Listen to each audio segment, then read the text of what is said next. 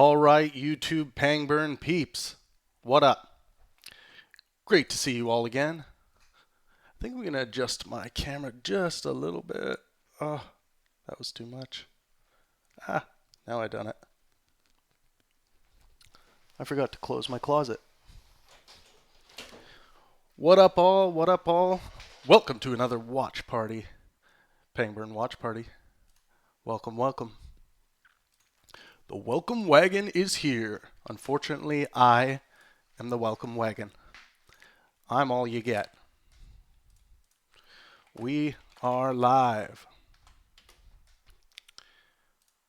Better tweet that out just so I can get a few haters in here to entertain us. We are live. We are live. Yo, yo, Welcome yo. to another watch party. I need to turn this off. Let me know you're here in the chat. If you're on Facebook, if you're joining us through Facebook, jump over to YouTube if you're interested, or you can just stay on Facebook. But if you jump over to YouTube, you can see the whole video stream of what we are going to be viewing.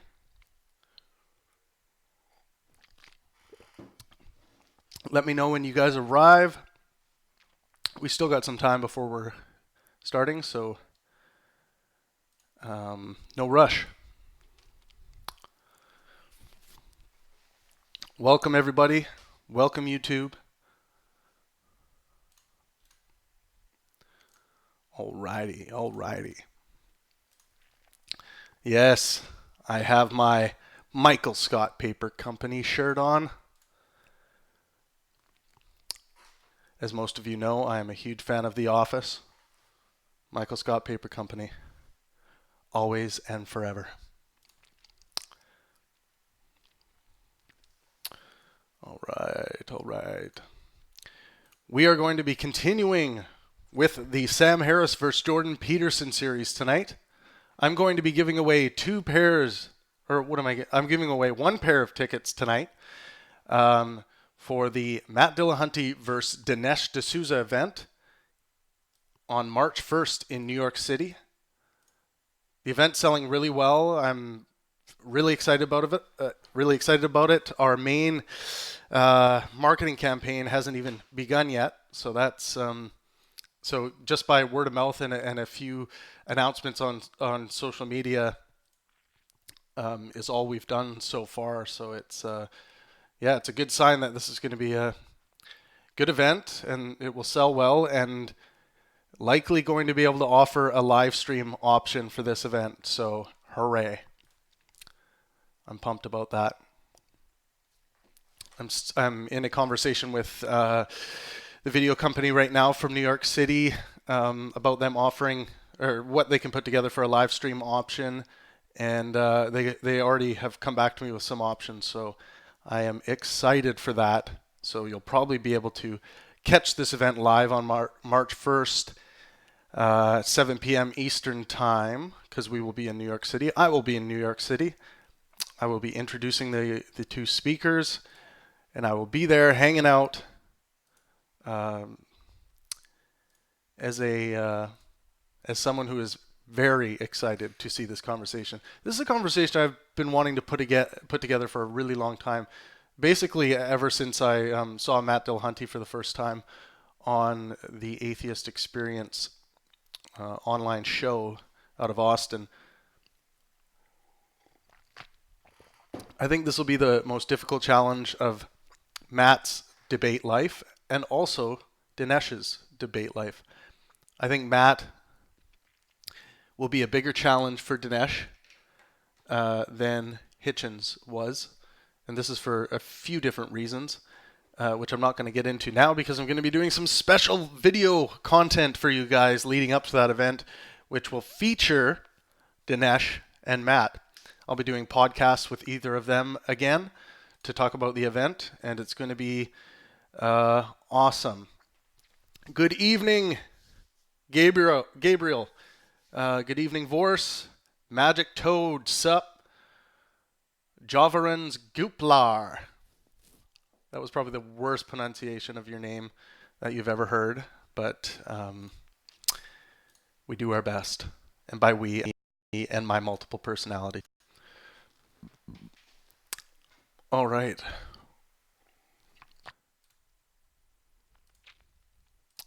Reconnecting, reconnecting, reconnecting.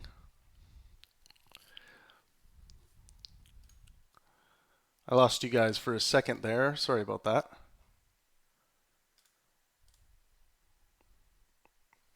You should have me back now.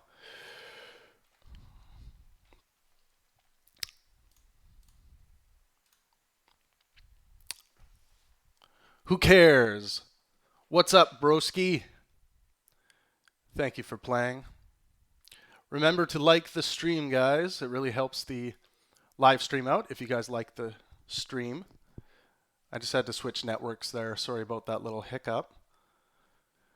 We got about 6 minutes before we'll get going. And again, we're going to be continuing with Sam Harris versus Jordan Peterson tonight. We are about halfway through the fourth event, the final event. I'm not sure if these guys will ever get together again to have conversations, but I hope they do. 4 events was they really covered most things that they have probably wanted to cover. But as we know, people's beliefs change and ideas change from day to day, basically, if we put it under a microscope. So maybe in 5-10 years, we'll be able to bring these guys together again. And we will be, or I will be, giving away 2 tickets to Matt Dillahunty versus Dinesh D'Souza on March 1st in New York City. And just to reiterate, what's the over-under? Let's say 80 for Sam. Welcome, welcome. Sup, sup. Piggy Rush, welcome. Yusuf, welcome to the watch party. All right. I think I'm going to close Twitter now. Close the Twitter madness. We are live.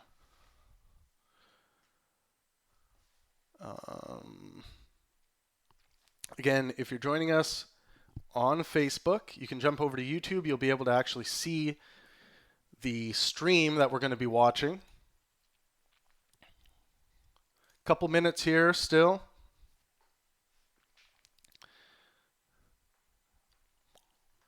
I just changed network, so that should have fixed the error I was having. See, it's so weird with YouTube. It's like excellent connection, everything's perfect, and then when I start it, it's always just like, something happened. I think it's the intellectual dark web. I think the intellectual dark web is hacking this stream. Yeah, that's my shirt. That's my Michael Scott Paper Company shirt. Hope you enjoy it. Hacker Games, welcome, welcome. Piggy Rush says, 2 smart people communicating. Oh, yeah. That's the stuff we like here. That's the stuff that gets us going here. All right.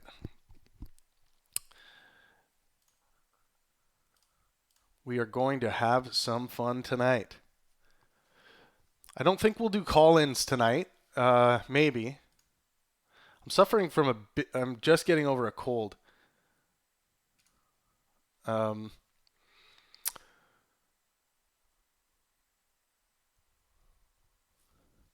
The hacker known as 4chan is DDoXing the stream. Well, who cares? I love it. Yeah, my hair is getting unruly. Out of control.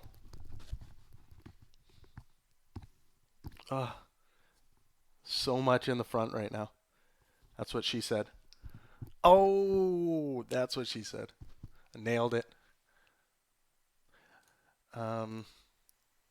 Maybe I am really just a living Michael Scott.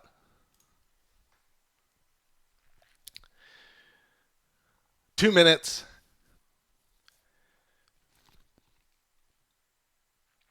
I was going to check one thing. And you know what? I think tonight we will give away a book. Since we are watching Sam Harris versus Jordan Peterson, I will give away a 12 Rules for Life hard copy book tonight. Oh, yeah. 12 Rules for Life hard copy tonight. Oh, yeah. Right there. Nice and smooth. It will take a while if you are the winner for me to get it to you. I ship it standard shipping. So I know we had some winners that have won from Australia, and I sent it standard shipping, and they were like, yeah, it could be like anywhere from like 3 to 5 months. I was like, oh, I really got to do this differently. So we're going to do Amazon as soon as I'm through the books that I have. Steve Franchise says, you Jewish dog? No, I'm not Jewish. Are you Jewish? I don't see Yamaka.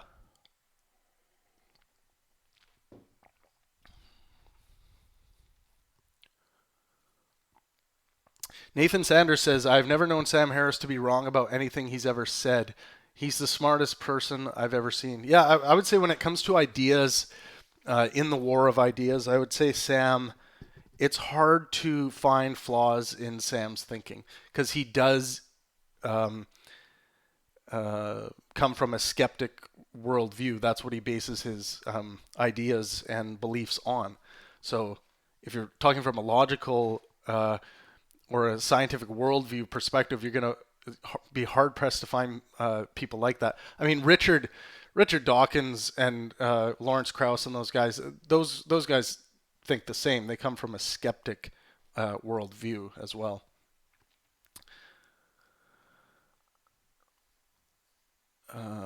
Javarin says, at the Penguin, I'm currently reading The Undiscovered Self by Jung, and early on he does a good job explaining some of the things Jordan Peterson is going to talk about in this episode.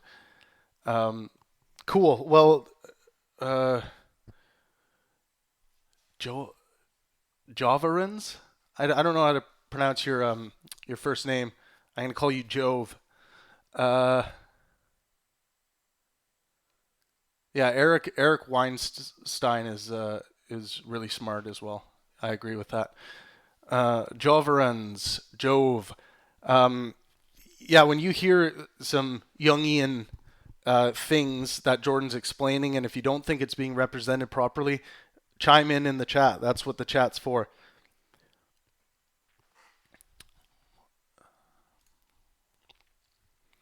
Yeah, and I really appreciate if you guys share this stream. Share it with your groups on Facebook.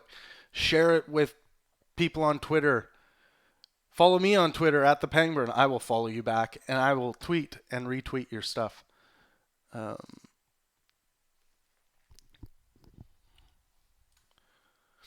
right, we are almost ready to go here. Almost ready. Thank you for tuning in. If you're joining us on Facebook, again, jump over on YouTube. That's where the live stream video is happening, and you can see the actual video that we're going to be watching. Thank you guys so much for joining. Again, share this stream on Facebook, on Twitter, on Pimpstagram. I stole that term from a comedian I know. Oh yeah, I am on Instagram now. I'm trying to figure out how I can utilize that platform. I don't know, like if it's. I am at the Penguin on Instagram. I'll just type that for you guys. Feel free to follow me if you'd like, and if you don't, you're dead to me, and I never want to hear from you again. Just kidding. Please buy a ticket for the next live event.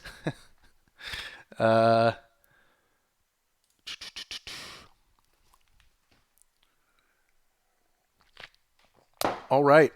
I think we should get started. Woohoo! Again, share, and please hit the like button on this stream. And remember to subscribe to the channel. Okay, let's get rocking here. Oh, before we get rocking, we are going to play. Why do I keep saying we? It's me and Michael Scott. Me and Michael Scott are going to play the trailer for the debate that is coming up between Dinesh and Matt Dillahunty. Let's do it.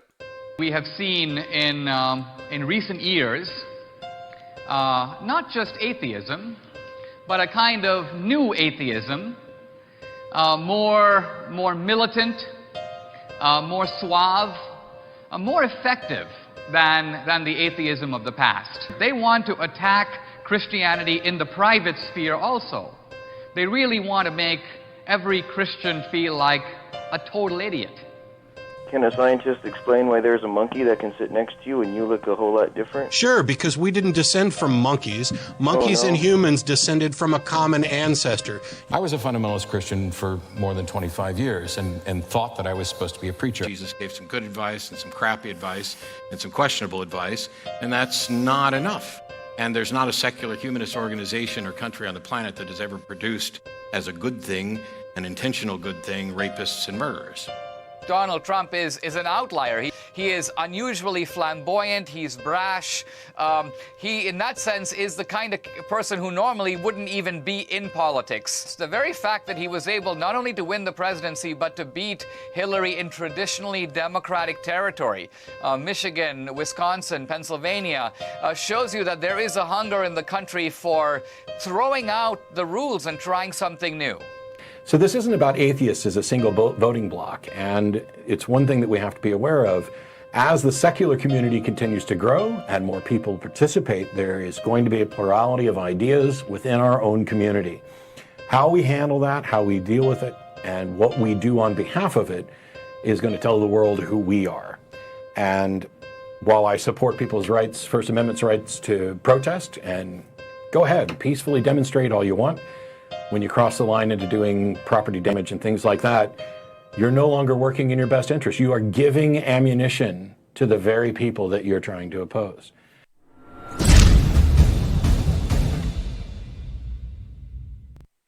All right, that was the trailer, guys. I hope you enjoyed it. Oh, there's also the information at the end there. If you guys are interested in helping to market this event, to people that you know who are in and around New York City, please do so. Share that trailer with them. Help us promote the event. It just helps the war of ideas when we can get more people out to these events. Okay, let's get kicking on some Sam Harris versus Jordan Peterson. This is night number 4, the final meet between them. We are 55 minutes and 58 seconds in to this conversation, and Douglas Murray, of course, is in the middle as a moderator slash just extra voice on stage. So here we go.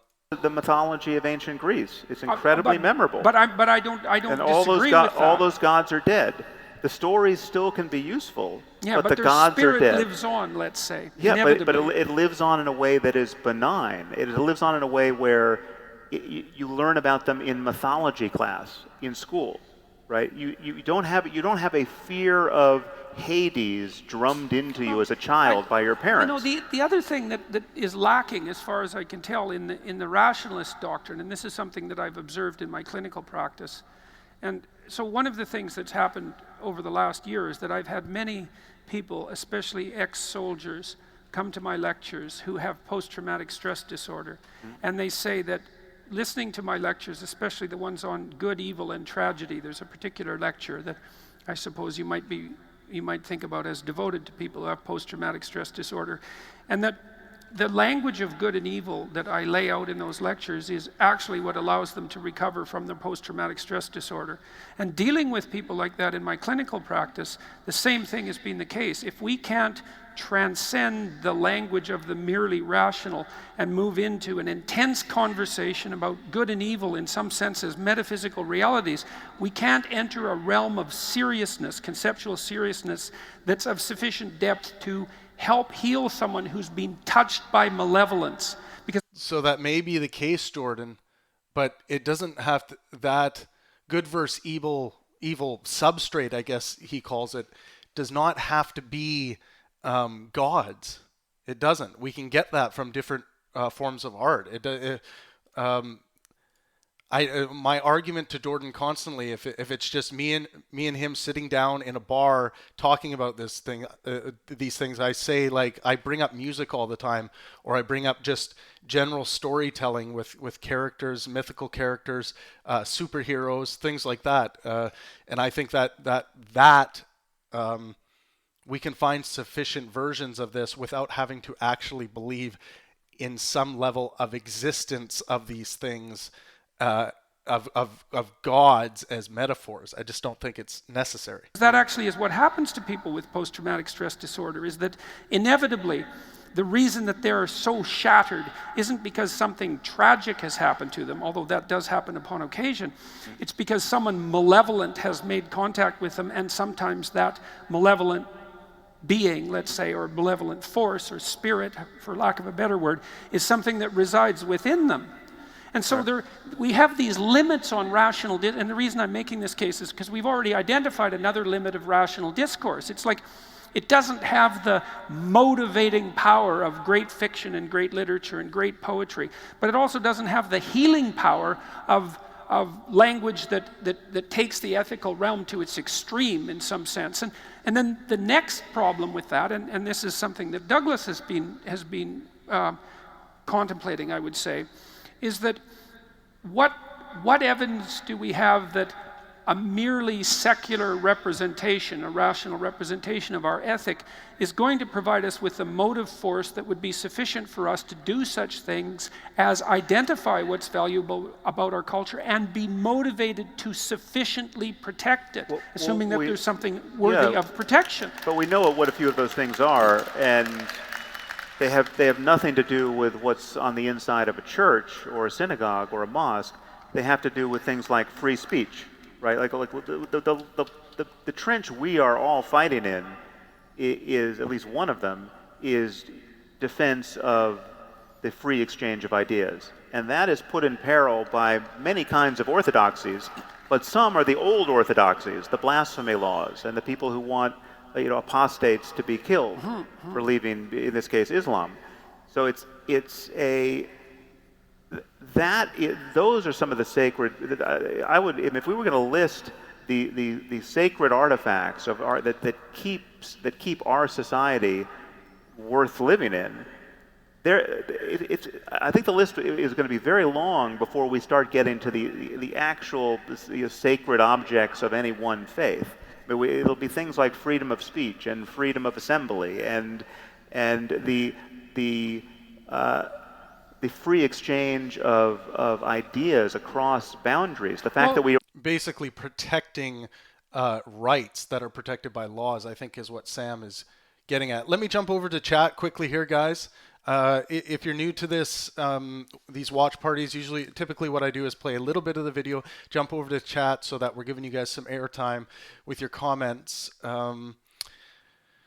Joverens Guplar says, at Pangburn, he's not claiming that it has to be God's. Okay, yeah, right here he hasn't claimed that, but I've had what I was saying is that I've had conversations with Jordan before, and you can hear my conversation with Jordan on the first podcast I ever did on this channel is with Jordan, and we talk about this and the importance of I agree that there is a major importance in the inspirational power of art and story narrative, but Jordan makes an argument as to why the God structure in these narratives is uniquely important. And I don't see I think it's uniquely important because it has been around in society for traditional reasons. To Jordan, it's uniquely important, but I don't see this intrinsic importance of the Christian God being more powerful in that regard than other gods that other people have over in India. All around the world. It's like there are a lot of different gods that are offering these modes of how to live the best possible life, or these laws even. And I think ultimately we're relying on our reasoning ability to figure out which ones should be looked at as simply just metaphor and which ones should be adopted actually into laws. Who cares says you can always take something at face value. It's an option you continually have available. If there's hidden meaning, there's value in finding it. Let's see what else we got here.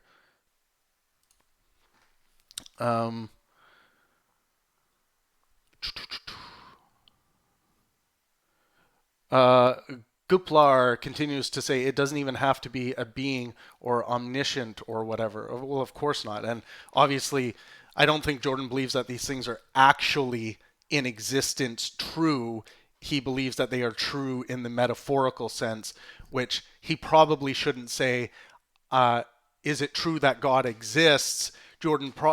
It's dishonest, I think, to say yes, because when we're talking about exists, we're talking about exists in the sense of this glass of water exists. We are almost certain that this glass of water exists. We are not almost certain that a God exists in the same way. So you have to re-clarify that I'm not talking about existence. I'm really just talking about the existence of an idea. So you have to make sure you're not leading people astray. And I think that's one of Sam's biggest critiques of Jordan through this whole series and through the two kind of failed podcasts that they did, is they couldn't get over this idea of metaphorical truth bumping heads with actual truth. What is actually true? The scientific method, how we determine what is actually going on in reality. For those of you wondering, I will give away the pair of tickets for the New York City event on March 1st between Matt Dillahunty and Dinesh D'Souza halfway through this live stream, which will be roughly at the 1 hour mark.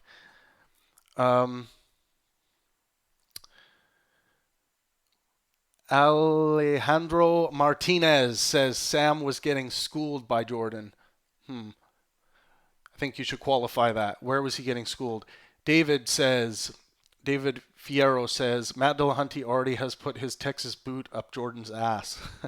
If anyone wants to know what David is referring to, there is a conversation between Jordan Peterson and Matt Dillahunty on this channel, which was very epic. And I think Matt had a very strong night, and Jordan seemed to be kind of out of his element that night, for sure. Let's see what else we got here.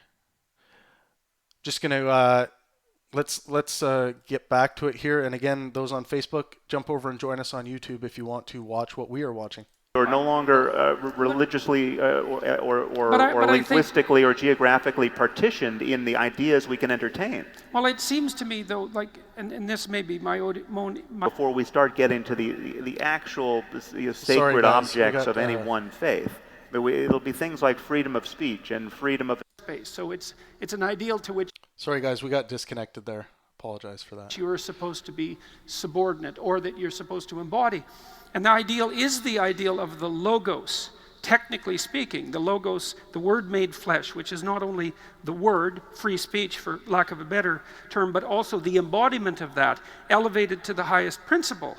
And that is given status as the creator of the universe. And the reason for that, in part, and this is written into the Judeo-Christian doctrine right from line 1, is the idea that it's through the discourse that you value so much that we actually engender the world as such. And that is a divine principle. And it's also, in my reading, the divine image of God that men and women are made in. And so what I see in the underlying metaphysic, where you see superstition and fundamentalism, and look, fair enough, and it's not like I would ever argue that that's not a danger.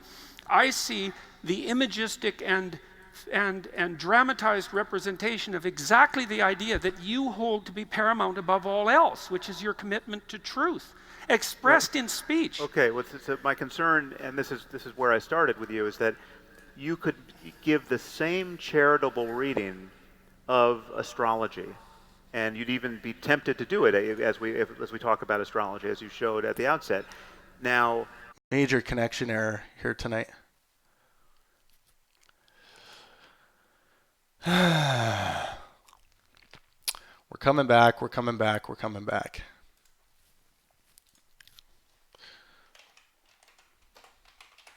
Changing servers.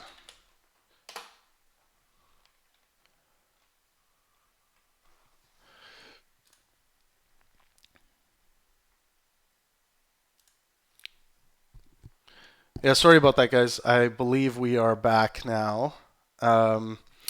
Changing servers. Anyways, yeah, what I was saying is that what we can.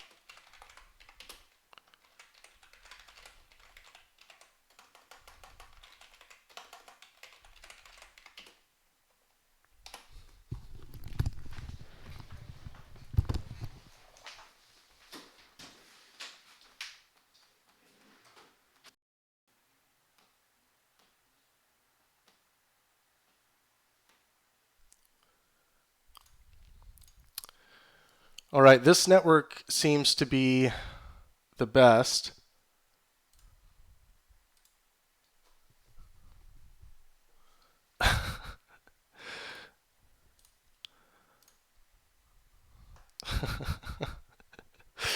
Okay, I think we are going to be connection here.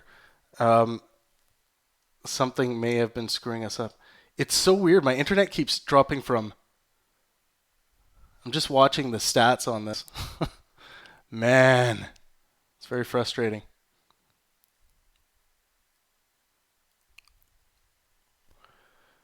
All right, I'm just going to make sure I'm not running anything.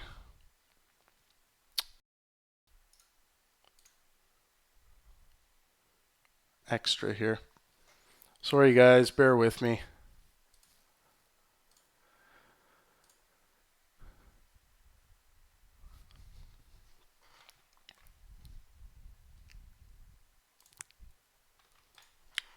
Yeah, I think it's all that beast porn.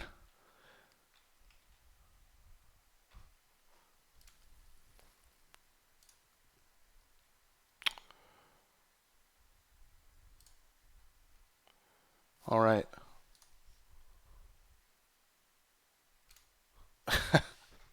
Okay, I'll try not to use the B word.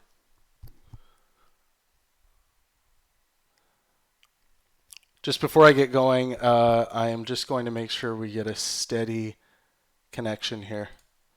Sorry, guys.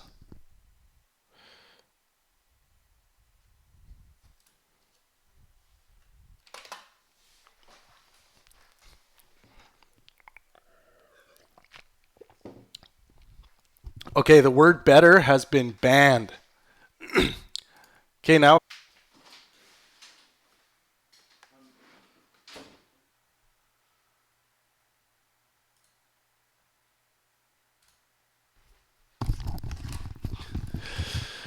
Sorry, guys. Trying to figure this out. It's being a real bitch.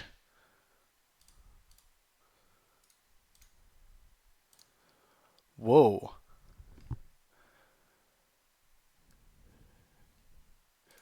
Okay, I may have fixed this. Maybe.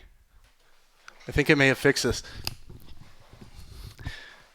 It looked like my network was in airplane mode, like my network. That is so strange. Let's see if this dips again. Okay, I think we're good. Please use your noodly appendages to revive this stream. Okay, I think I fixed it. But we'll see what happens. Anyways, where the hell was I? Let's just watch some video and see what happens. I think all the praying worked, guys. It's by dint of mere historical contingency and questionable luck that we're not living in a world where the cathedrals have stained glass windows with signs of the zodiac on them. Right, we could be in that world. Well, we are. We were very close to being in that world. We are in that world to some degree because the astrological endeavor in the Judeo-Christian landscape expanded to incorporate Christianity. And there's an entire astrology of Christianity, including representation of Christ as the sun. So we are in that world. So, but my point is that we recognize that the literal claims of astrology, the mechanism by which astrologers think it works, is intellectually bankrupt, right? And if any significant mayhem were being caused by people's commitment to astrology, if we had presidents of the United States who couldn't get elected unless they paid lip service to a literal belief in astrology, if we had presidents who were consulting their astrologers to figure out when to meet with other world leaders, right? This would be a problem that rational people would recognize. I mean, yeah, everyone, imagine if we had world leaders going around and making policy based on astrological signs. What would we be doing in the skeptic community, what would the war of ideas look like? We would be talking about a lot of the same fundamental crap that we talk about with regards to Christianity. And, luckily most societies around the world have become very secular, but there is still some of these irrational dogmatic beliefs that still exist today even in the West. So we aren't rid of it. But Sam's making a good point here that can you imagine if astrology had to be paid lip service in order to become an elected leader, and you'd have to constantly keep paying lip service to it. It would be, well, I mean, perhaps it would be.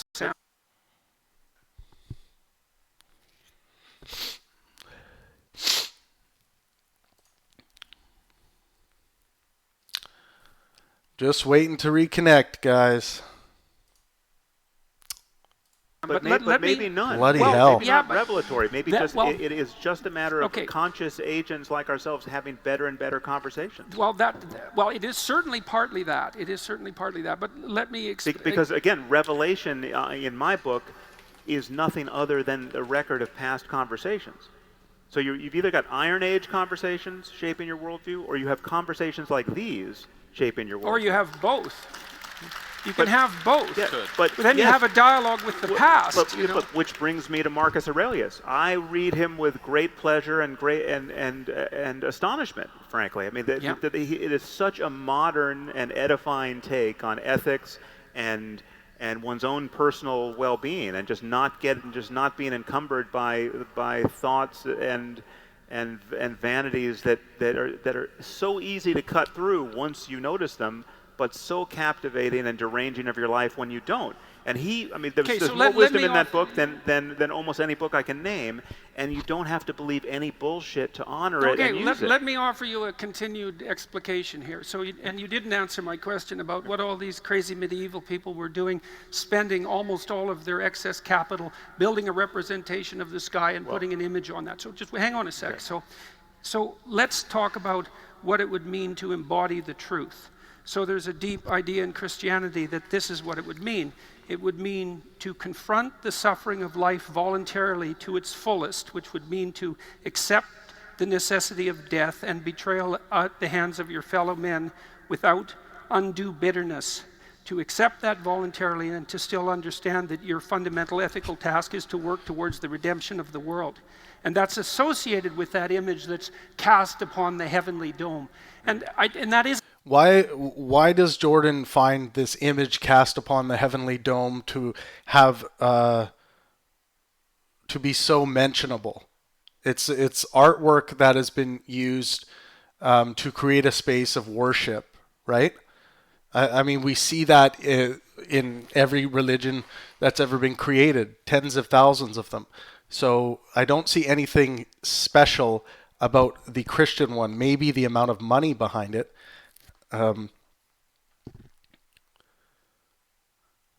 Let's see here. I'm gonna head back to chat here. Thank you guys for being patient. This has been a fucking nightmare with regards to the connection. Major F. I'm glad you all chime in with your Fs every time we lose a connection here.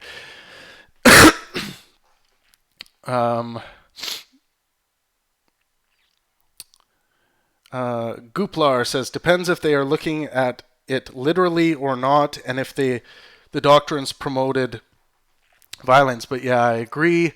Harsh Gulapali says the West is as dumb as East, South, and North. Yeah, I mean, that is sorry, Harsha.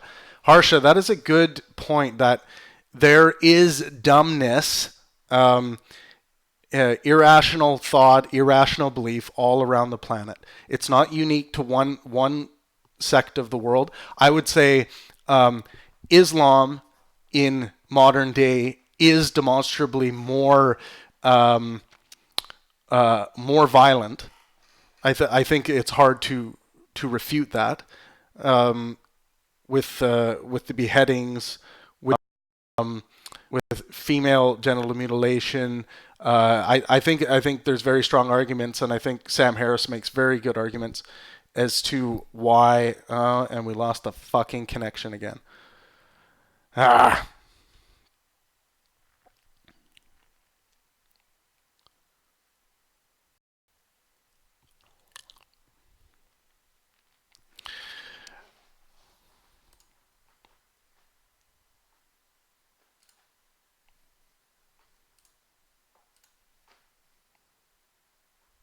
Good God. Good God.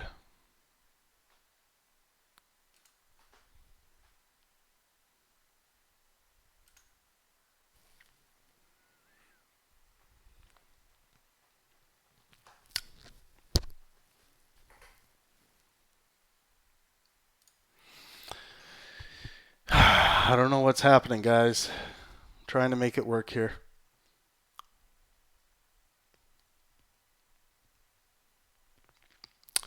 Looks like we are back for a few seconds. I think I have to talk like rapid fire. Yeah, I don't blame you guys who have signed out. This is crazy. It could be because I'm drinking water instead of whiskey. All right. All I can say is like my internet meters are literally just jammed, like they're fully pumped, ready to go, and then all of a sudden, boop, it drops off instantly. I don't know why that's happening. I've never had it before. It's nuts. Anyways, we're back for the time being.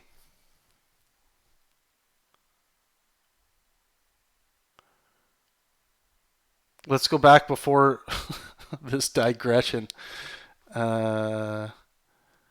Cheers. Jason Noble says, cheers, hacker.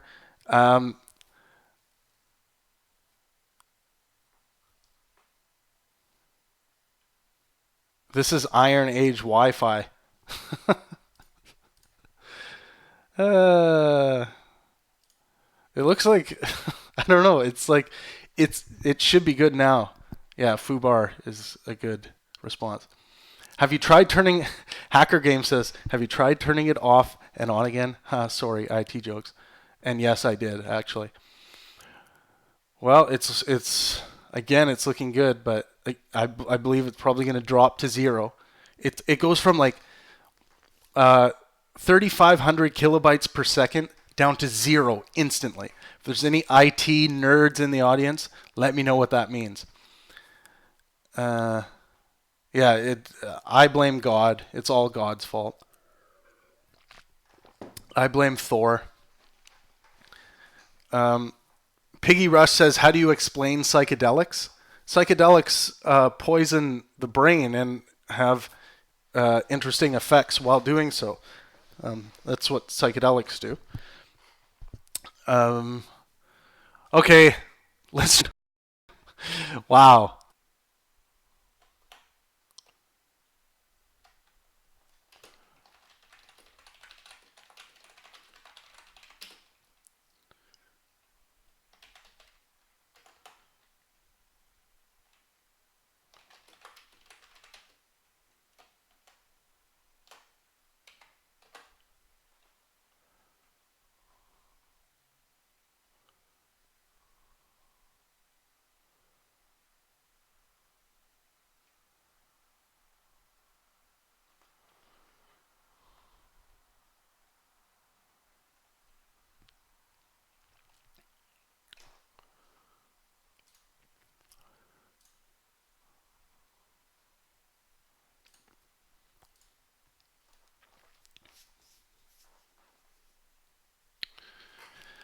This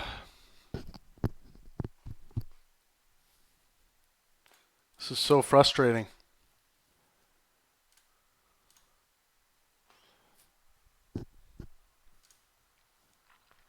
I'm glad you guys are able to keep the chat going. I'm really sorry about the stream here. It is fucking frustrating.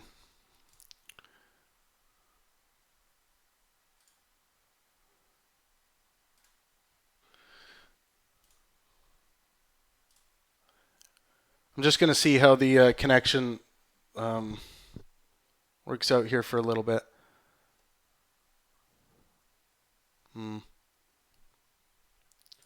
Yeah, it's I don't know what's going on.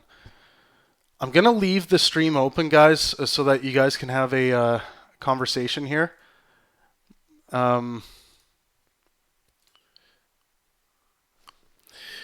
Is there anyone in the house tonight that that can make it to the event on March?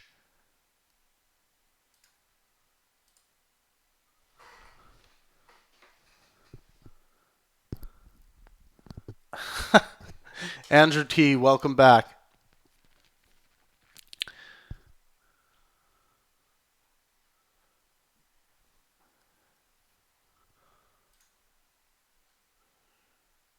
Yeah, I'm not trusting this connection. So New York City is where the event's going to be. Is anyone interested in those tickets? Who is interested in the tickets for Dillahunty versus D'Souza?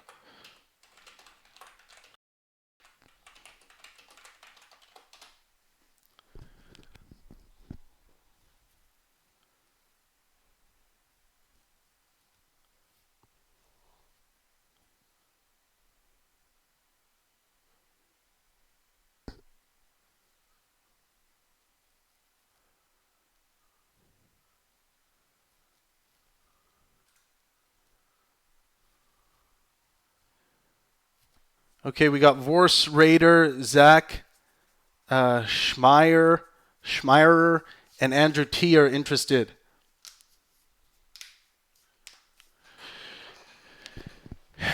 Yeah, guys, I don't know. Something tells me that rebooting the PC isn't going to do anything here. But, I mean, now we've had a good run. It's almost like when I start the video up, it fucks it up, but I'm just not confident it's going to keep running.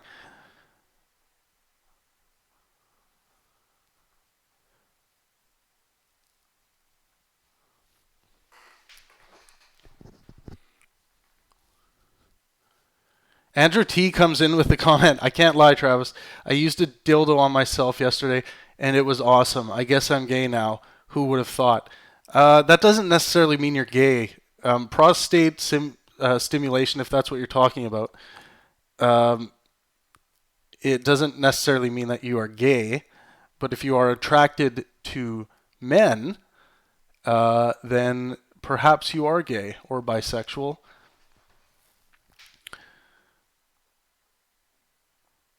You know, guys, the connection is pretty good right now. We might actually, we've had a pretty good run.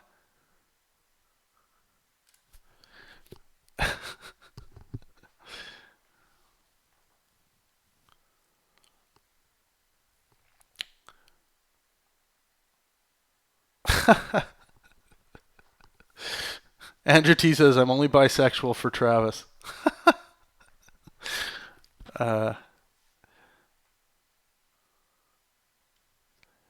Heteros are pointless.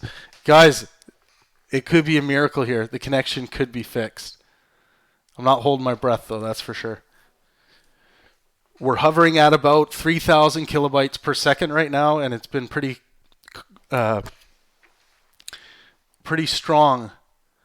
But if it starts fucking up when I press play on this other browser, maybe that has something to do with it. Okay, now I know which one of you, or those among you who are... okay, contest for the tickets. Okay, I'm going to write what the contest will be. Here we go. Contest for the tickets. Yeah, it looks like the connection's good to go now, guys. Oh, now we're starting to hover down around 2,600, but we'll see.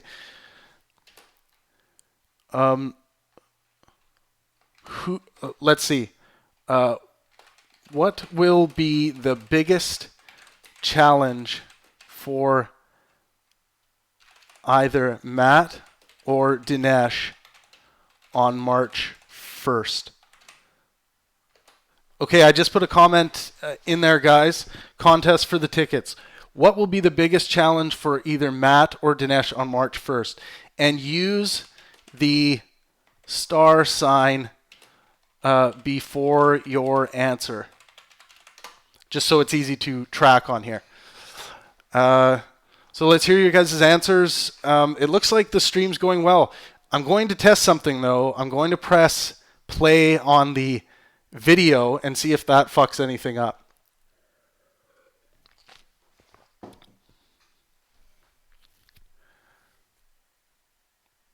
You want after you die. I'm not sure Jordan's suggesting that you No, but I'm talking about the applause of conventionally religious people who think that their conventional religion is in some way cashed out or redeemed or supported by the reading you're giving now of Christ in the starry heavens.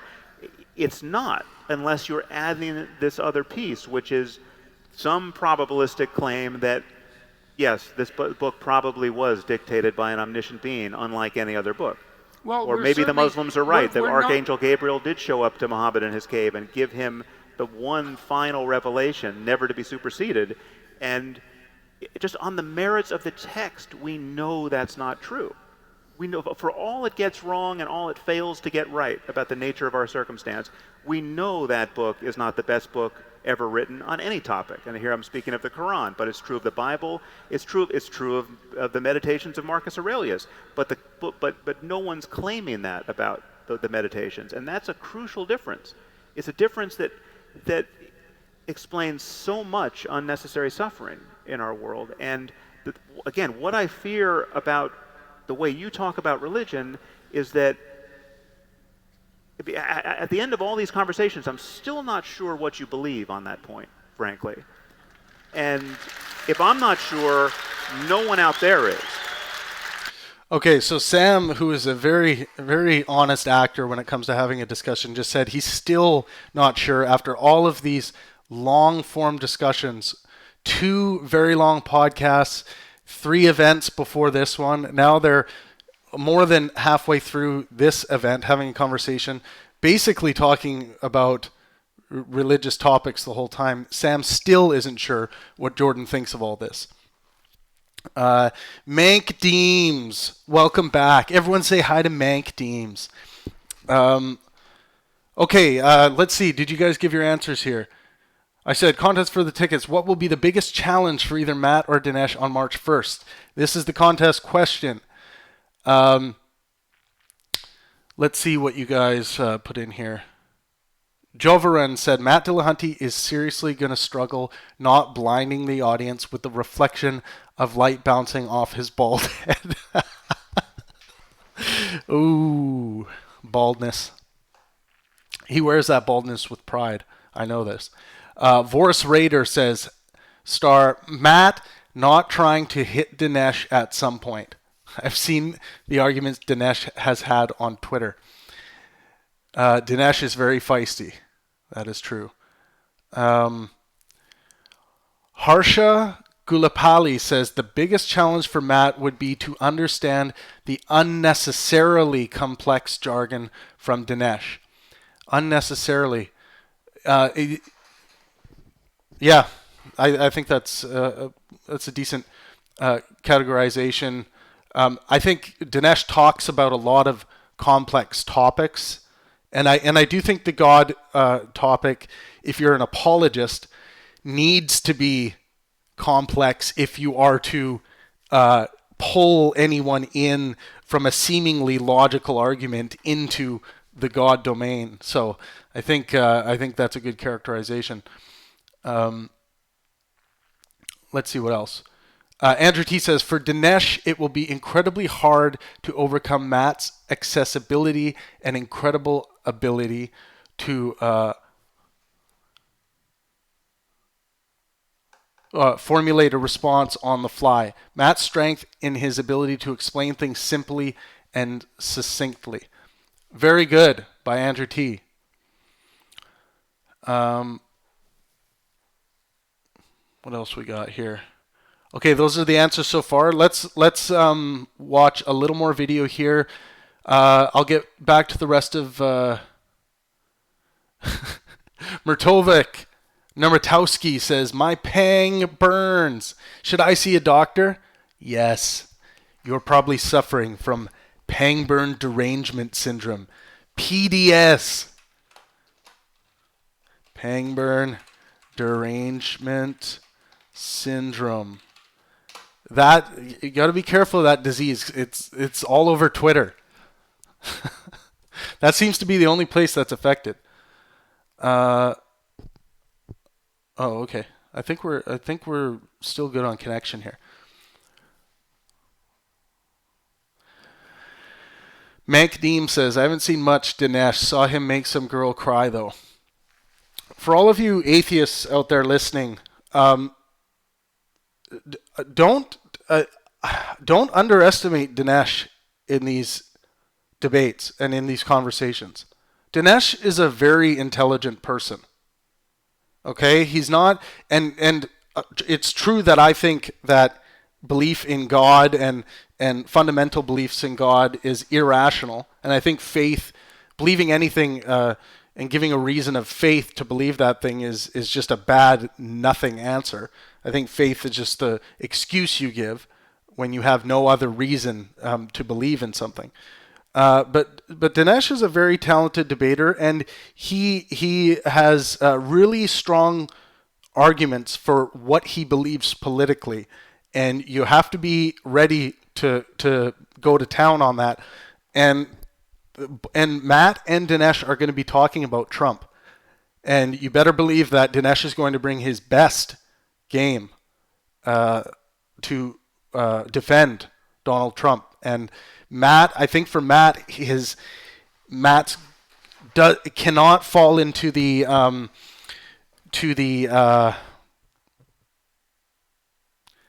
have this knee-jerk reaction in wanting to attack Donald Trump like many people do in the media. You'll want to go after Donald Trump on actual things he has said, actual things he has done, rather than just going for the bad, orange man bad type stuff, which I don't think Matt would, but I think that's going to be Matt's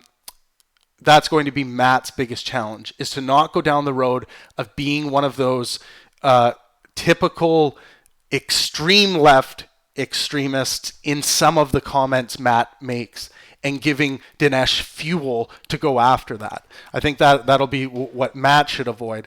And what Dinesh should avoid is deep conversations with Matt about the fundamentals of what's going on in someone's mind when they adopt a delusional belief, a belief in the existence of something that isn't actually there. We can say almost certainly isn't there based on scientific reasoning.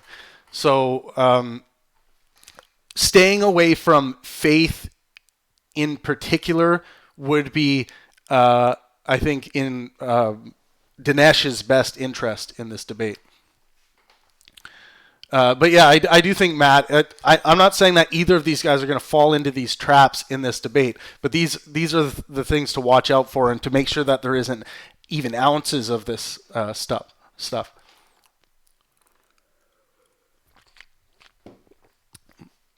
Yeah, I agree.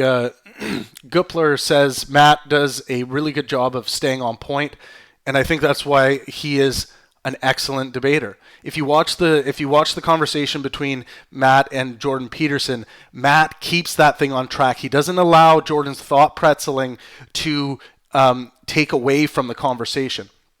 Keeps it in line, and that's why something like that conversation is such a clash, because Matt is such a no bullshit straight to the point, full clarity type guy. And when you get a thought,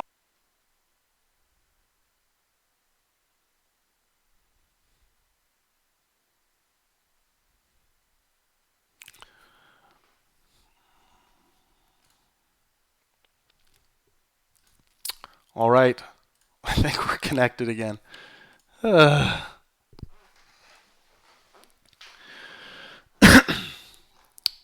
right, we're back. We're back.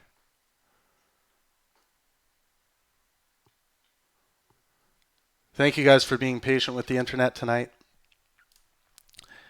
It's been insanely annoying.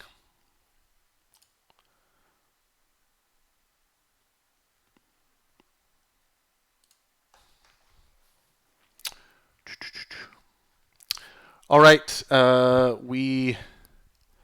Jack Passmore says, I like this group. Good host too. Thanks a lot, Jack. Really appreciate it. Piggy Rush, all you guys, really appreciate it. If you guys aren't on our Facebook channels yet, please get over there and join up. If you go to at Pangburn Inspire, you'll be connected through that page to all of our different networks. The Pangburn Science Network is a new network that is out there that's going to be creating videos and all kinds of stuff. If you are interested, okay, I'm going to put this here, at Pangburn Inspire on Facebook. Join us. This connection's been a bit of a letdown for this show tonight, guys, but we're going to keep going.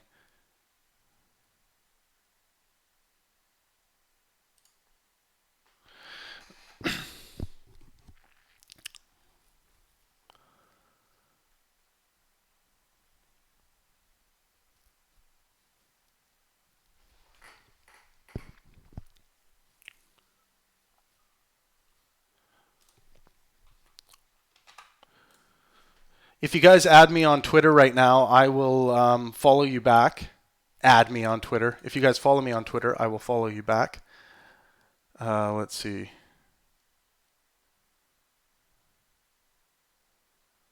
Oh my God, there's a few crazies on Twitter tonight.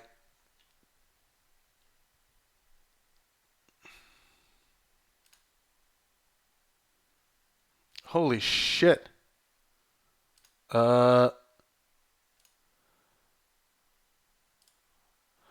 Guys, I think one of my tweets went viral. I don't know who retweeted it. I'm trying to figure out.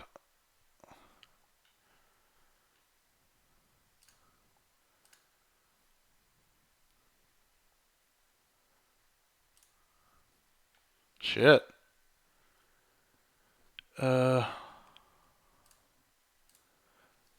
Damn. I can't even tell who retweeted it, though. It's kind of crazy.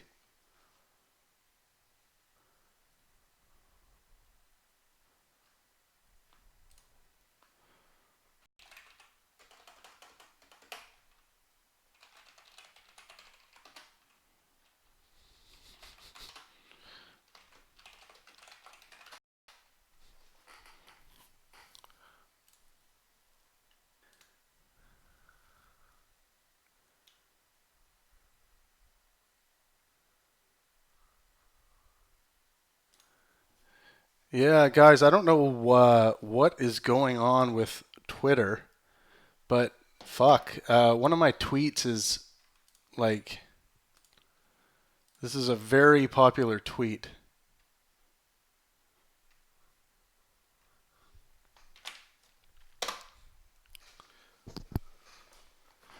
Sorry guys, I've been trying to connect back. This is fucking gong show tonight.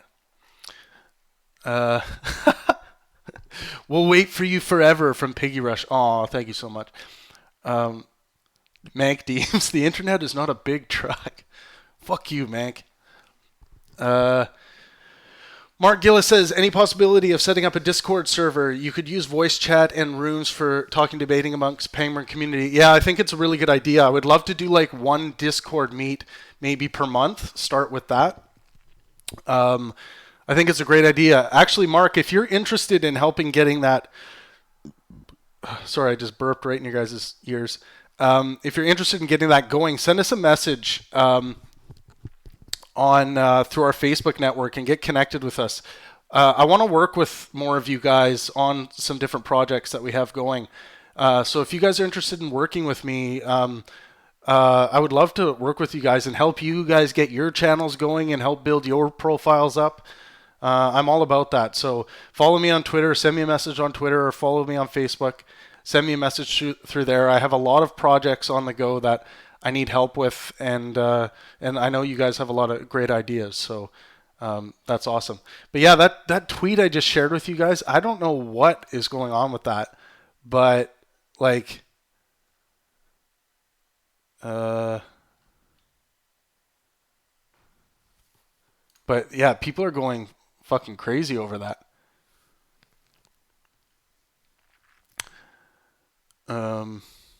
Yeah, that tweet is going nuts.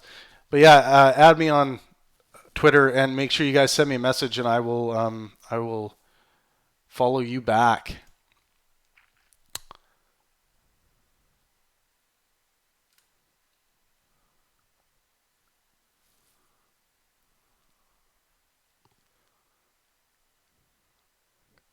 Yeah, any of you guys that are interested in helping, head over. I mean, or you can just send us an email at info@pang-burn.com. I'm sorry, this live stream's kind of been thrown off the deep end right now because of all these freaking... What the hell? So, okay, this tweet I just tweeted out a little while ago. All of a sudden, it's got 252 retweets and 1,000 likes, and it's just like climbing really rapidly. I wonder who the hell has... I mean, maybe Dinesh...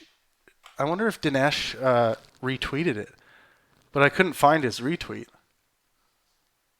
Oh, yeah, you know what? Dinesh retweeted it, and then a few more people did. That's what's going on. Yeah, Dinesh has 1.4 million followers on Twitter, so... yeah, that's crazy.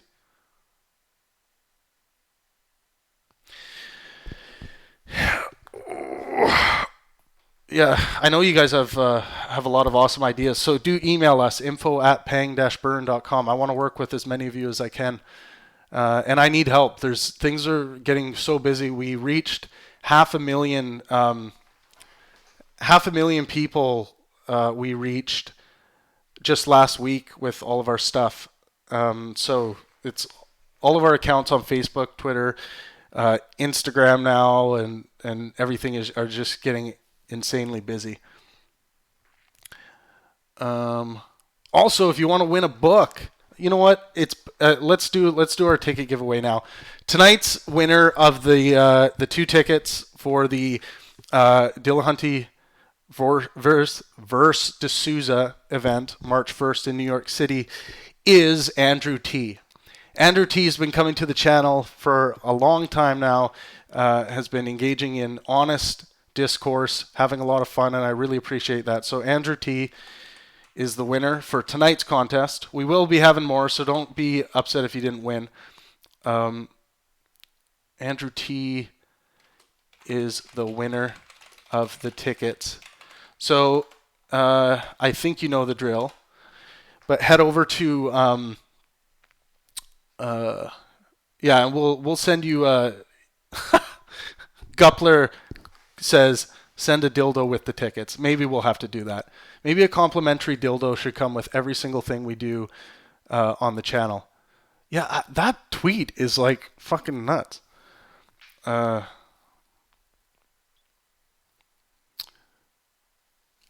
Jack Passmore says, props, Travis. Honor to a man of honor. Yeah, thank you very much. And thank you so much, guys, for engaging tonight. I know it's been a shit show. But yeah, this is Yeah, Twitter is blowing up right now. It's nuts.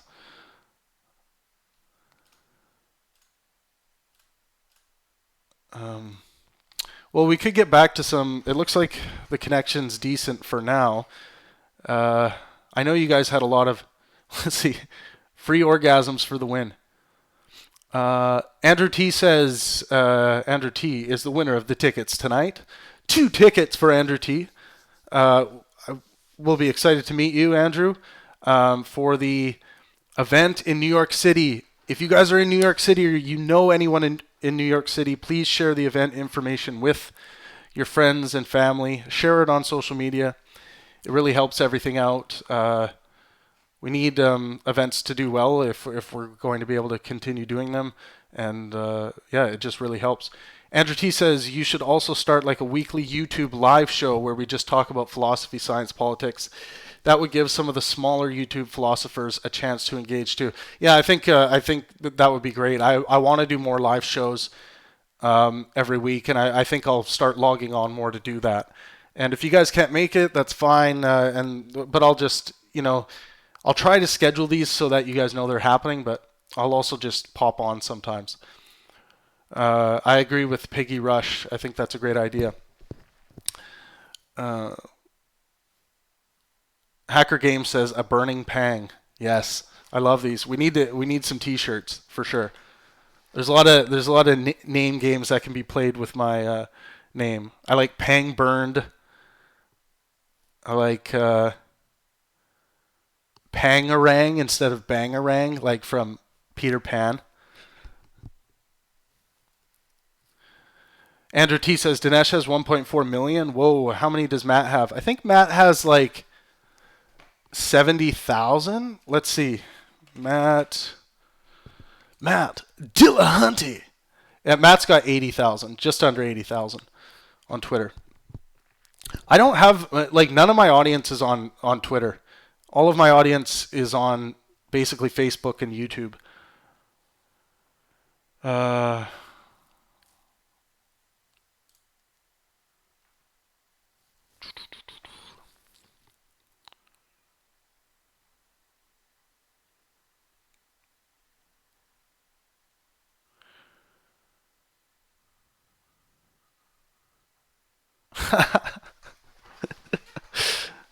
Andrew T says, or a painting of Jordan, Sam, and Matt reaching up, worshipping Travis.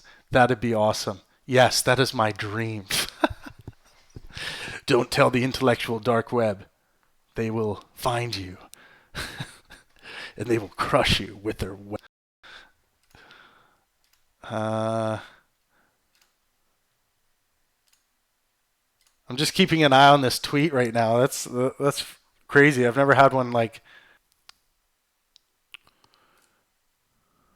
Just waiting to reconnect here, guys.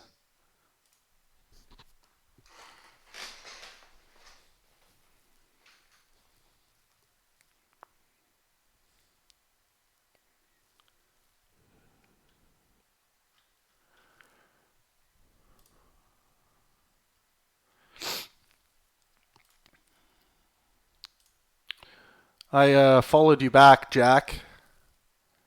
There's a few of you. I will follow you guys back.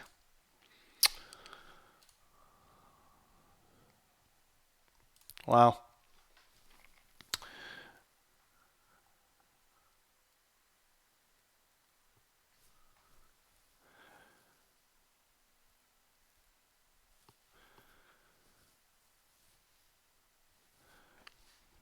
Yeah, sorry about the connection tonight, guys. I will try to sort this out.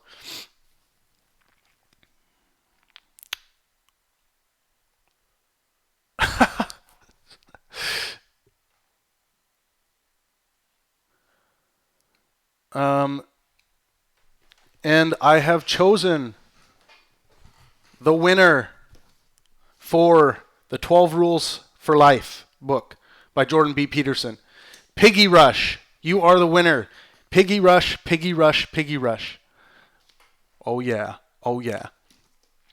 Piggy Rush, you are the winner of the 12 Rules for Life by Jordan Peterson. An Antidote to Chaos. So to claim your book, Piggy Rush wins book for tonight. Piggy Rush, you win the book for tonight. All you have to do is head over to Facebook at Pangburn Inspire, and send us a note, and we will get your address, and we will ship that book out to you. This has been a really strange live stream tonight. Congrats to Piggy Rush.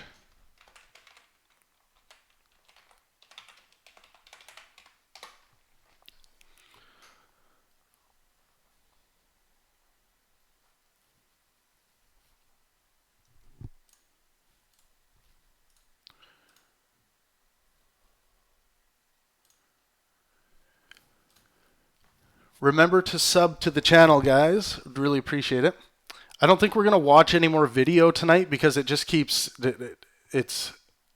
I don't think it's related to the video playing, but I think we will axe that for the rest of the night. But I'm happy to keep chatting with you guys for a bit.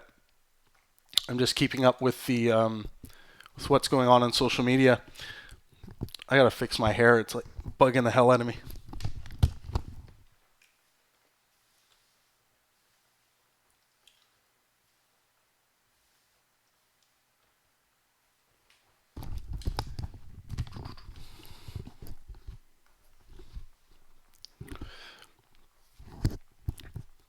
Sorry, that's probably really loud in your guys' ear.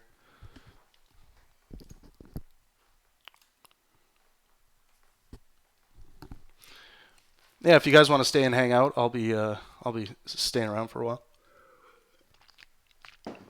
Okay, yeah, I'll fix my beard as well. Perfect.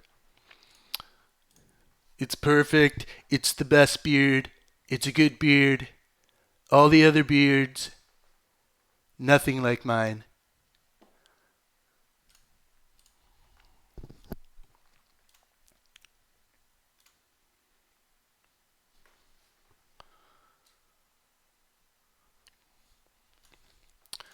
So yeah, this is my tweet that I'll just copy and paste it for you guys. This is my tweet that's going nuts right now.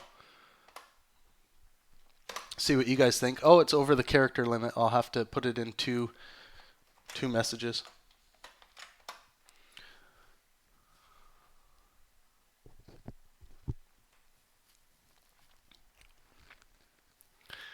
Oh, you guys wouldn't...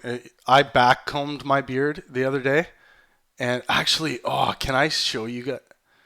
Is this going to allow me to put... Oh, no, I can't put an image in this chat, can I? No, I can't. I backcombed my beard the other day. It looked nuts. It looked nuts.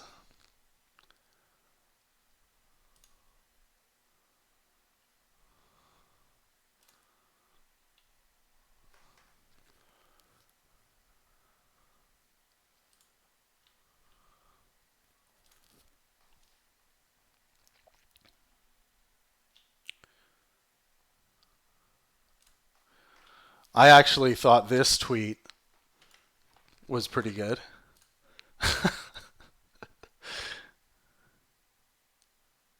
Yeah, Andrew T, just send us an email. That would be good. info@pang-burn.com. Or you could just send us a message through Facebook. Not bat comb, back comb. Like when you back comb your hair. It's my bat comb from my utility belt. I actually thought this tweet was pretty good.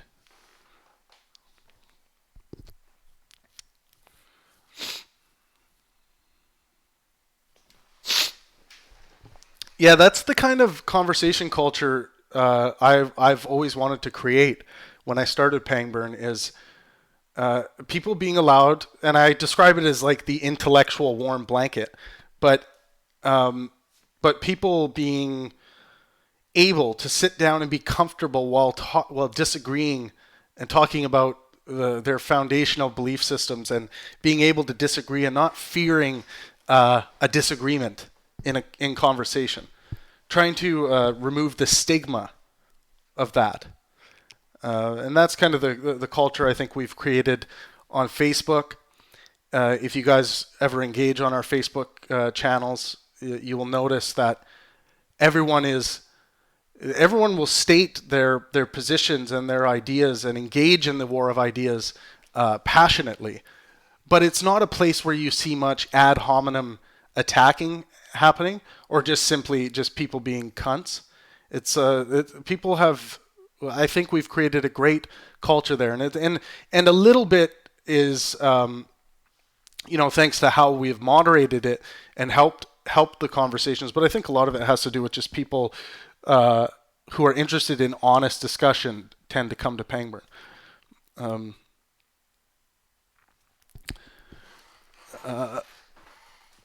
Harsha Gulapalli says, you actually created Pangburn? I thought this is a fan page. No, I created the Pangburn brand, and I called it that based on my last name, and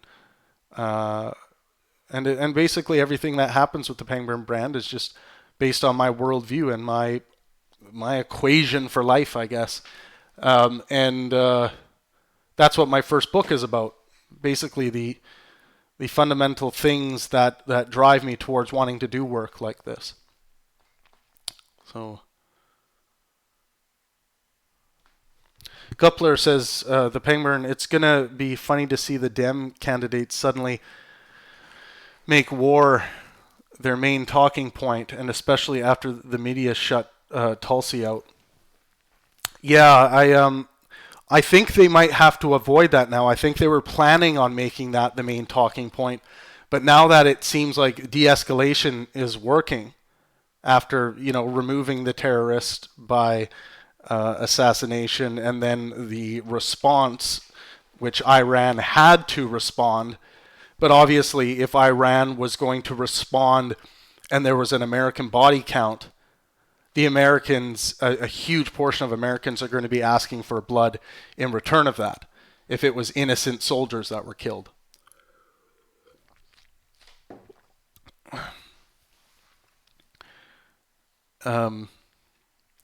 Yeah, Piggy Rush, make sure you send us your information so that we can get you your book. And congrats, I hope you enjoy the book. Like I said, Jordan Peterson is a thought pretzel thinker. When I've spent time with Jordan, you can get lost easily having a conversation with a thought pretzel thinker. And that's not to say that he's a worse thinker than someone like Sam Harris, in that you're going to get worse ideas coming out. But the level of communication and understanding from either of them will be worlds apart. And obviously, I think I'm not a genius who has discovered that. I think a lot of people just see that when they see those kind of people have conversations.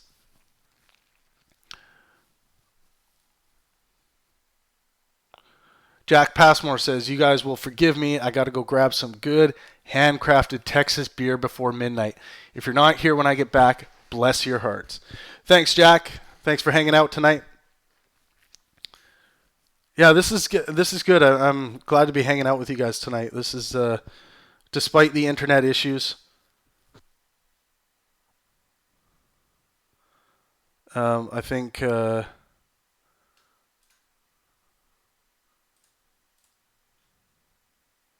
Sorry, I'm just looking at some notifications here.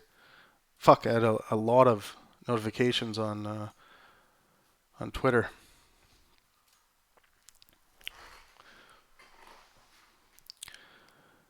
Yeah, I mean, thanks for the comment, Gallipali. Sometimes, and you say sometimes Jordan says pretty lame things. When you're a thought pretzel thinker, you are thinking, and your thinking process is coming out of your mouth as you're thinking. That's what a thought pretzel thinker is like. I think I am that kind of thinker myself. I'm not saying I'm on the same level as Jordan or anything. I'm just saying that's the style of thinker I am. Whereas someone like Sam Harris is what I call an authored thinker, which is... And Christopher Hitchens, an authored thinker, the things that come out of their mouth are authored for the listener to understand and to be a good form of communication, a good delivery of the conclusion of the thought. But with someone like Jordan, you get to see the process happening on the fly, and I think that's pretty. I think it's pretty interesting, and I think thinkers might actually just break into those two groups. There might only be those two styles of thinkers, but.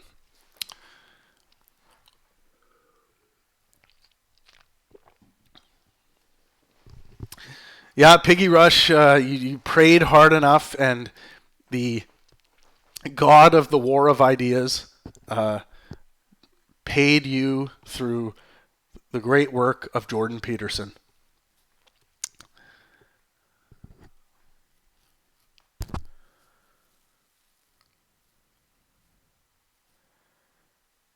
USB device. Oh, weird. Yeah, maybe my computer's just having problems. But I think it is the internet connection is to blame here. But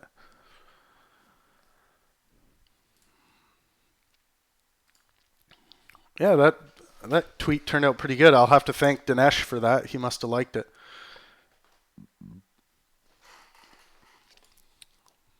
I'm kind of burpy tonight because I drank a small, I try not to, but I drank a small sized Monster energy drink before this, which is literally like the worst thing you can put in your body.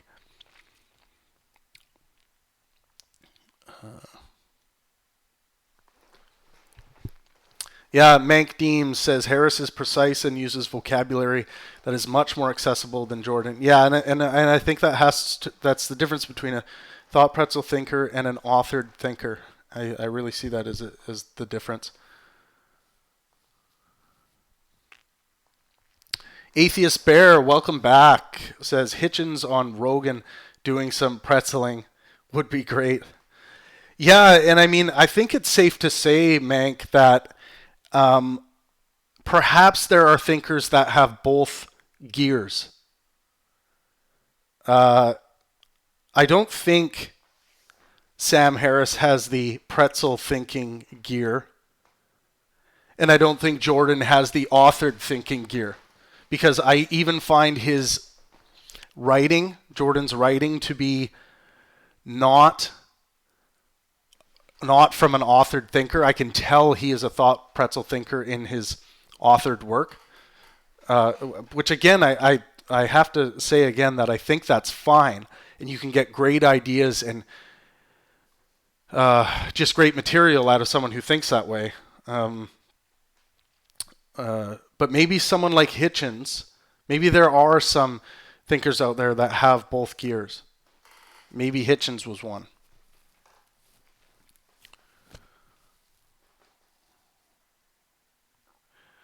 Guppler says, pretzel thinking certainly gives people more opportunity to latch onto a mistake. Yes, because if you speak while thinking in that way, you aren't catching mistakes like someone like Sam Harris would before they come out of your mouth. It's part of the process of showing how you're getting to your conclusion. Let's see. Just going to check all the social things out here, guys, quickly. Again, I would love to get your guys' help with some stuff. Some administrative stuff with Pangburn, with some marketing and things like that. I'd love to utilize all your guys' skills. Oh, Piggy Rush sent us a message on Facebook. I'm going to respond.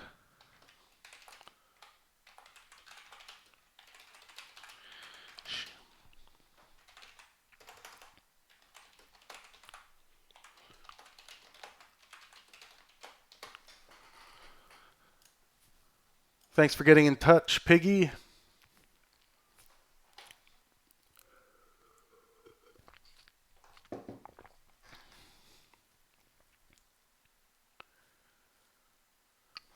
Yeah, I agree. The depth of Jordan's vocabulary is extreme, and same with Sam.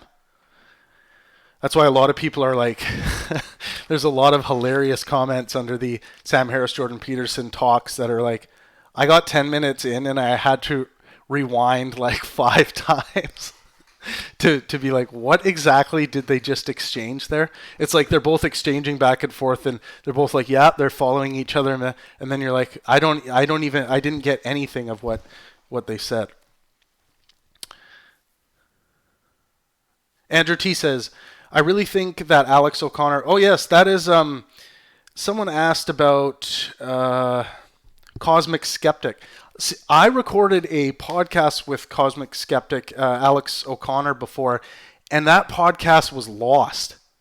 So I really have to get him on, or I will go on his or whatever to have a conversation, because that was one of my favorite conversations I ever had on the podcast was with Alex O'Connor, and that's saying a lot because I've had a lot of famous people on there. I had Dawkins on, I had Jordan Peterson on, Brian Greene, but I think I really loved having a conversation with Alex, and I think he's incredibly smart. Yeah, definitely. I'm a big fan of his.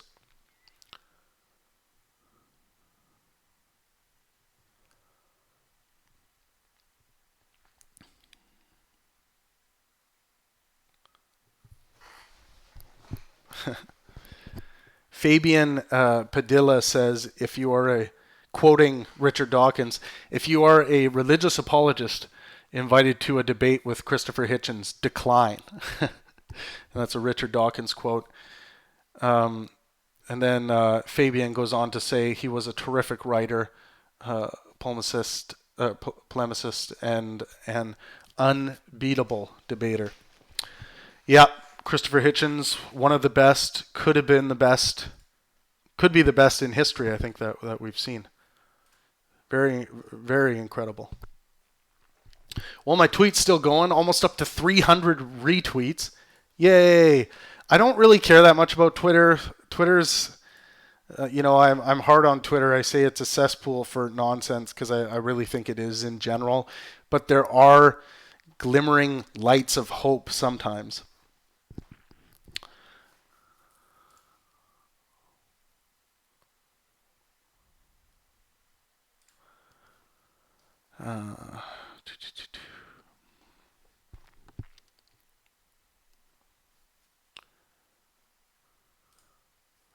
Oh, there's still a few of you hanging out. Remember to hit that like button if you guys haven't hit it yet. Just helps out the channel. Where are we at? 9:37.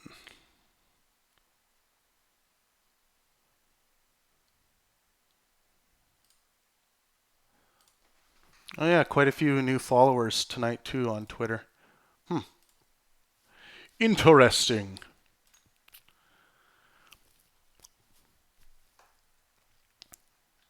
Yeah, I listened to Donald Trump's address on Iran, and I think it's very good what they are doing with going for a de-escalation attitude towards Iran, when obviously they have a lot of very hurt people right now over the assassination of the terrorist, who was very loved by a lot of people. A lot of people didn't love him and hated him and was happy to see the assassination happen, but a lot of people did love him. So I think it's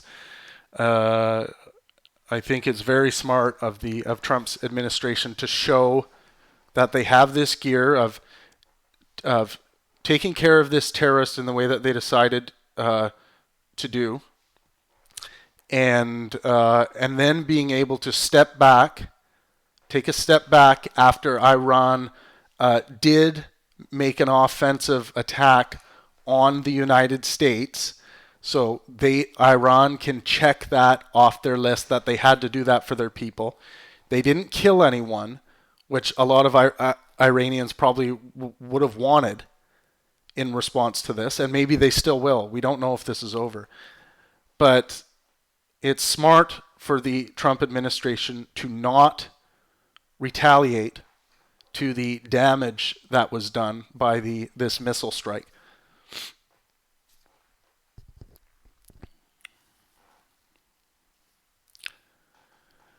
Yeah, I think a warmongering type president would have looked at that and said, well, if they're going to shoot missiles at us, we're going to shoot missiles at them and hit one of their bases, and maybe there would be more casualties out of that.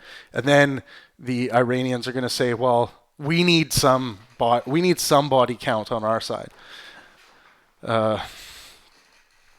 So I think this is a smart play. And I don't think it's I don't think it's political, because I don't think there's any doubt in the Trump administration that they are going to win this next election. I really don't. I'm not sure if I've ever seen a president with more Republican support before. You don't hear of many Republicans not being on Trump's side, and it's very rare.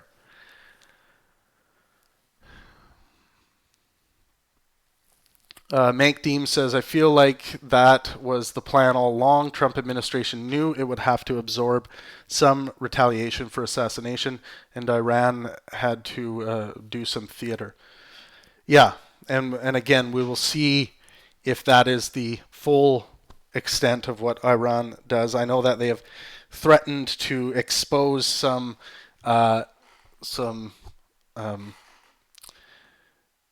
money that was received during the Iran deal by some politicians in the U.S. That would look very bad, but that could have just all been nonsense. And who knows if they're going to if the American people would even believe something that was coming from Iran of that kind.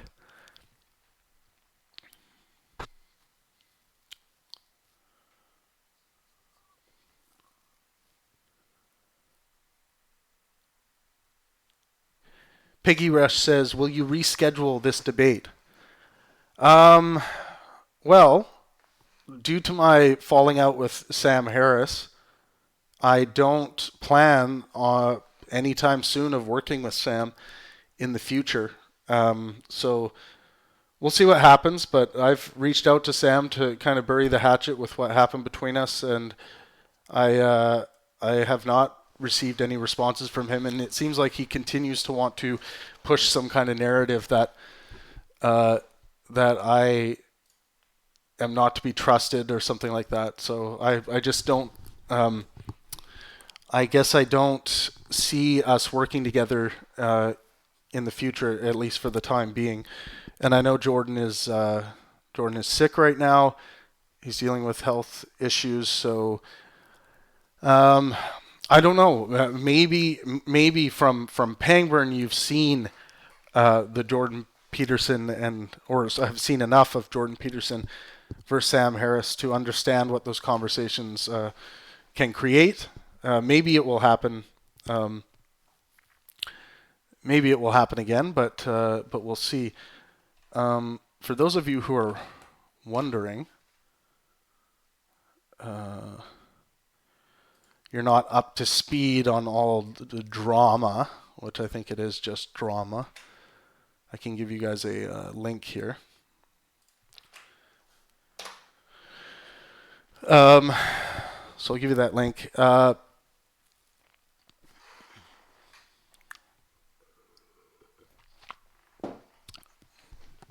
a lot of my stuff with Sam Harris created this frenzy of really negative articles and backlash against myself and against the company, and it set us back for a while. But yeah, it's just sometimes in business there are really difficult situations that happen, and other people get involved, other influences, and people are trying to do their best to navigate through it. And shit happens sometimes, but the link I've provided outlines everything from that I think is important from the company perspective. So yeah, check that out if you're interested. Andrew T says, what is a good way to become proficient at philosophy if it's not your major? I'm a biochem major, but I also love philosophy. Part of me wants to switch majors, but I also love science. Becoming proficient at philosophy. I would just say, just do a lot of thinking on your own. Once you understand and have a solid foundation in skepticism and logic, once you understand logic and how it works, and you can avoid logical fallacies, understand your logical fallacies, and then understand what it means to be a skeptic, and then just meditate on that and think about things around the world from a skeptic's perspective and from a logical perspective. And then start thinking about the way things are and the way things ought to be. And that's what I do. I spend a lot of time thinking about the way things ought to be. And be brave in philosophy. Dare to make mistakes in your thinking. Those are the people that really do change the world. Who aren't afraid of things like nonsense like social justice, which I think is evil. I think it's nonsense and evil. Any perversion, and I agree with Ben Shapiro on this, any perversion of the term justice, there's no need for it. It's justice is justice. And if people say, well, if we didn't have social justice, like people protesting in the street, then nothing would ever change. It's like, well, that's not social justice. That's just people protesting for justice to be served. That's not social justice. What I see is when there is someone not to be charged with a crime, but some sects of the community believe that they still should be punished.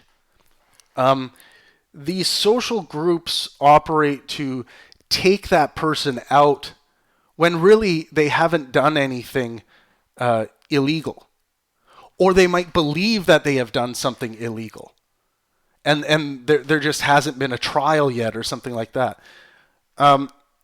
If you believe someone has wronged you or done something wrong legally, you should take them to court and you should go through the legal process of righting what you think is wrong. But to try and create groups and bully that person or affect that person's ability to work or things like this, I think this is evil. This is people trying to create new laws based on their perception of what has happened. And this idea of public perception is a boogeyman that I don't subscribe to. I honestly do not care about public perception. That's not to say I don't care about morality, what I think is moral and a moral way to operate, and ethics is very important. Being ethical.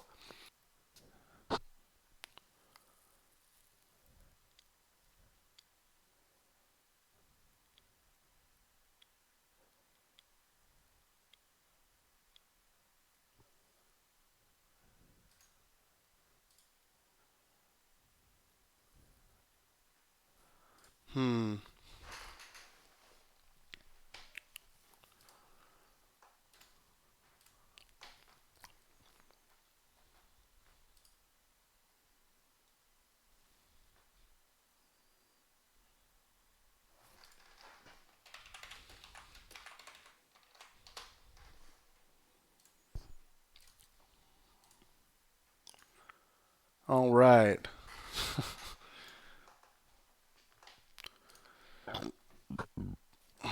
Excuse me. Yes, this is very annoying tonight.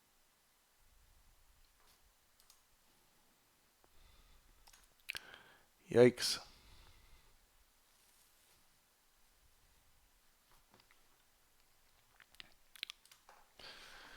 Atheist Bear, thank you so much for the super chat. Atheist Bear.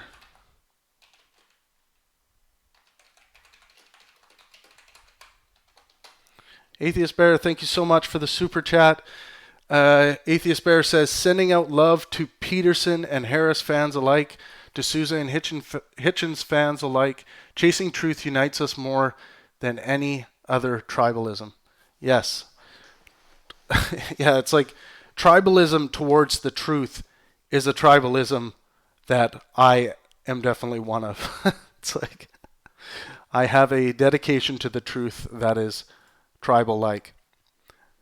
And thank you so much, Atheist Bear. I really appreciate the super chat.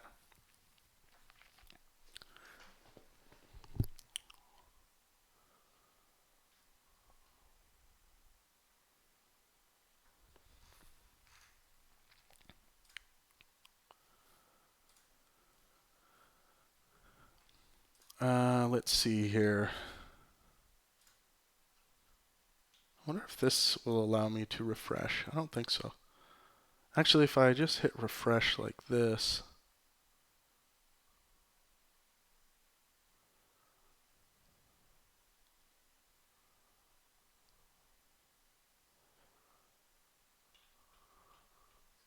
Oh, okay, awesome. That refreshing worked. Ah. Yeah, again, I have to apologize for the connection tonight, guys. It's just terrible. Terrible, terrible, terrible. Oh well, we will survive. Anyways, I think I better call this a night tonight. I might actually come on tomorrow as well, just to chat for a little while. If you guys are around, it would be great if you were around to hang out. Really appreciate it. Wow, Andrew T, thank you so much. I'll stay around for a bit here. Thank you so much for the super chat. $5 super chat from Andrew T. Awesome. Says, what would you recommend for someone wanting to have a career in both science and philosophy? Is that possible? Yeah, of course it's possible. I think going the route of a content creator / writer, being multi-purpose with your career. You could teach, but if you want to enter the war of ideas and be someone out there that's writing things that a lot of people are reading and talking about things, start a podcast, start a YouTube channel, start be active on social media, start your own social media platforms, and build a brand for yourself. That's what I think is important. If you want to be a philosopher and a scientist, have a place where you can write science articles, have research interests, possibly hire someone to go after research funding that you're interested in doing. And I mean, there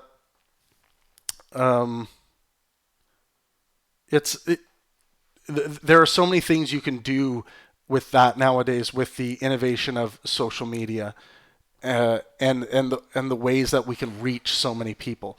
But you really have to find the specific areas of these things that you are most passionate about. For me, I am most passionate about the war of ideas.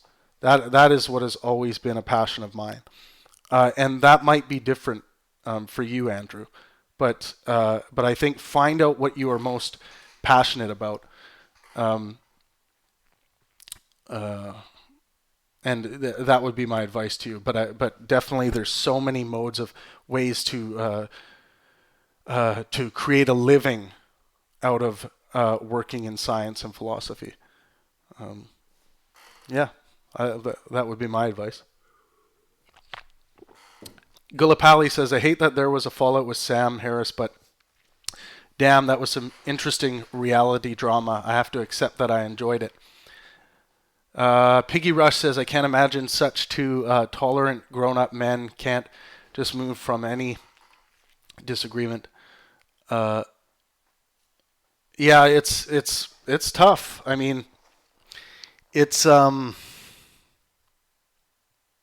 but I think there's a bit of a miscategorization there when you say I can't imagine such two two tolerant grown-up men can't just move. It's not just the two of us. There's a lot of things in between. There's his team. There's my team of supporters. There are, I would say not on my side, but I think on Sam's side and Sam's brand, there are things that get in the way of him being constructive sometimes. And I think a lot of it has to do with some of his business management and some of the ways that he has been told or convinced that is a smart way to run his empire. And I disagree with some of it. But ultimately, Sam has to surround himself with the people that he trusts, and he has done that. And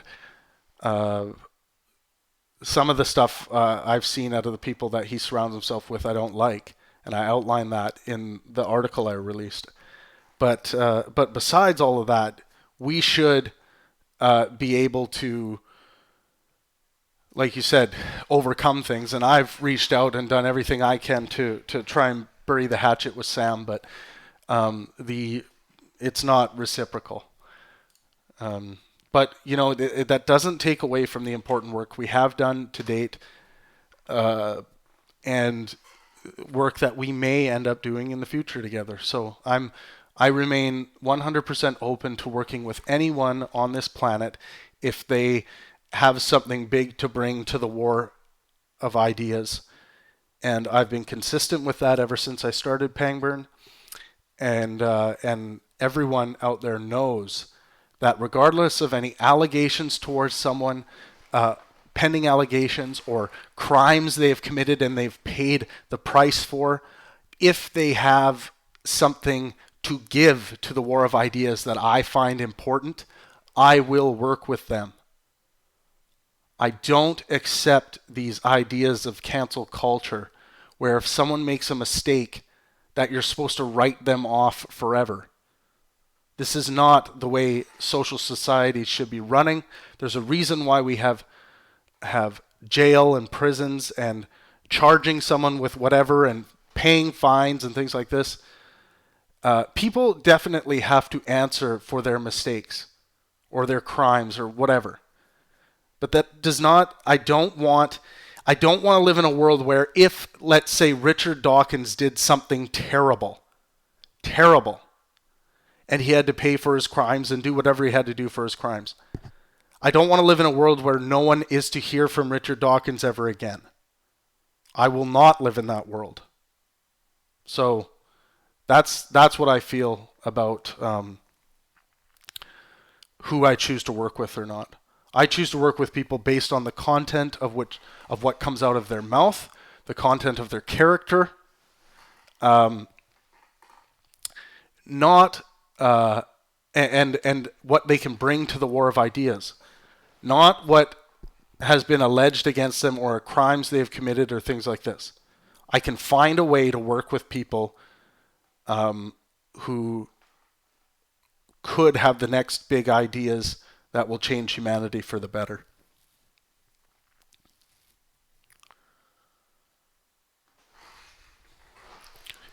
Andrew T. says, we need a path towards redemption/rehabilitation, not just in social media, but in social structures in general.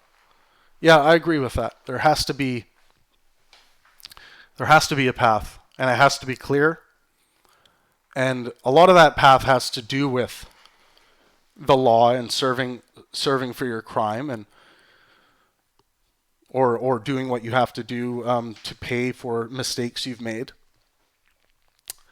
But let's not pervert justice by putting social in front of it. Justice is enough, and everyone should be afforded justice. Piggy Rush says, thanks for the talk. I'll be glad to be part of next one. Awesome.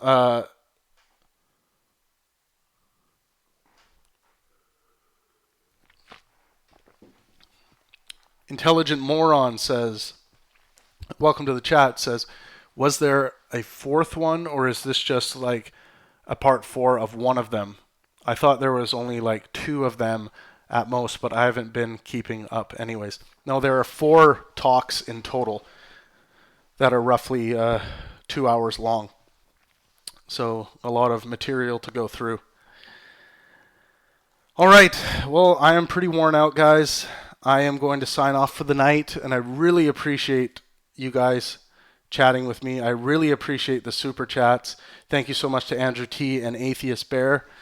You guys, any money that gets put towards these chats goes right into the translation projects of all of this content.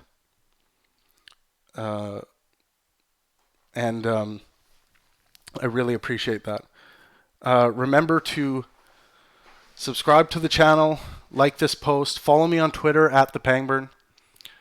Our next big event is in New York, March 1st, in New York City. I'm really looking forward to it. Dillahunty versus D'Souza. It's going to be epic. And I hope to see as many of you there as possible. And if you are there, make sure you let me know that you're going to be there so I can say hi and meet you guys. And yeah, I'm really happy to do these chats with you guys. It's really enlightening for me. So thank you guys so much. Have a great rest of your night. And as always, let art and science inspire. Thank you.